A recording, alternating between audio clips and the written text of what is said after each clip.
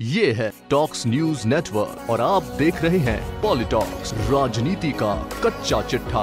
मध्य प्रदेश की 3 राज्यसभा सीटों पर अप्रैल में चुनाव होने हैं।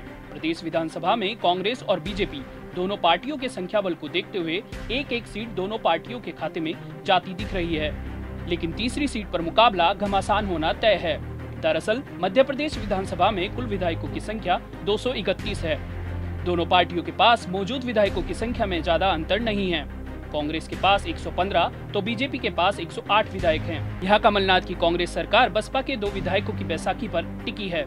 राज्य में एक सीट जीतने के लिए 58 वोटों की जरूरत होगी। ऐसे में बीजेपी और कांग्रेस दोनों आसानी से एक सीट अपने पाले में डाल लेंगे, लेकिन तीसरी सीट पर फैसला निर्णायक होगा।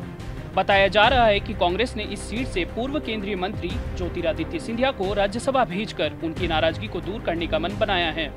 वैसे तो कांग्रेस के पास बीजेपी से विधायक ज्यादा हैं, लेकिन किसी भी हाल में मुकाबला टक्कर का रहेगा और किसी भी सूरत में बीजेपी तीसरी सीट पर कांग्रेस को वॉकओवर नहीं देने वाली। कांग्रेस को सपा, बसपा और निर्दलीय विधायकों का भी समर्थन हासिल है, लेकिन इसके बावजूद वो जरूरी संख्या को पार नहीं कर पा रही और न ही बीजेपी। अप्रैल माह में कांग्रेस के सांसद एवं पूर्व मुख्यमंत्री दिग्विजय सिंह के साथ बीजेपी के सत्यनारायण जटिया और प्रभात झा रिटायर हो रहे हैं। कांग्रेस की ओर से दिग्गी राजा को फिर से राज्यसभा भेजा जाना पक्का है। वे आसानी से बहुमत हासिल भी कर लेंगे, लेकिन सूत्रों के हवाले से खबर यही आ रही है कि कांग्रेस दूसरी सीट पर ज्योतिरादित्य सिंधिया को राज्यसभा भेजने का दावेदार बना मैदान में खड़ा करेगी। सिंधिया पर मुख्यमंत्री कमलनाथ की भी मौन स्वीकृति है।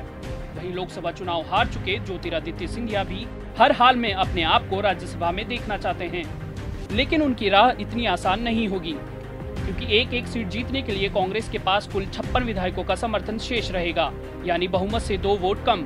वहीं बीजेपी के पास बचेंगे 50 वोट। ऐसे में पूरा दारोमदार बसपा, सपा, निर्दलीय और एक नॉमिनेटेड विधायकों के हाथों में रहेगा। वैसे देखा जाए तो कांग्रेस के पास बसपा और सपा का समर्थन है। ऐसे में आसानी से ये सीट कांग्रेस के खाते में है, लेकिन हालिया दिनों में बहुजन समाज पार्टी की मुखिया मायावती जिस तरह कांग्रेस के नेताओं और आला कमान पर तीखे वार कर रही है, उसके बाद कुछ भी कह पाना थोड़ा कठिन है। ऐसे में निर्दलीय विधायकों पर काफी कुछ निर्भर करेगा। देखना ये भी दिलचस्प होगा कि पार्टी दोनों ठाकुर नेताओं को मध्य प्रदेश से ही टिकट देती है या सुरक्षित सीट से दिग्गी राजा को राज्यसभा भेज नाराज ज्योतिरादित्य सिंधिया को राजस्थान या फिर और कहीं से राज्यसभा भेजने पर विचार करेगी। वहीं तीसरी सीट को अपने पक्ष में करने के लिए बीजेपी को 8 वोटों की जरूरत है, जो थोड़ा मुश्किल तो है, लेकिन नामुमकिन नहीं।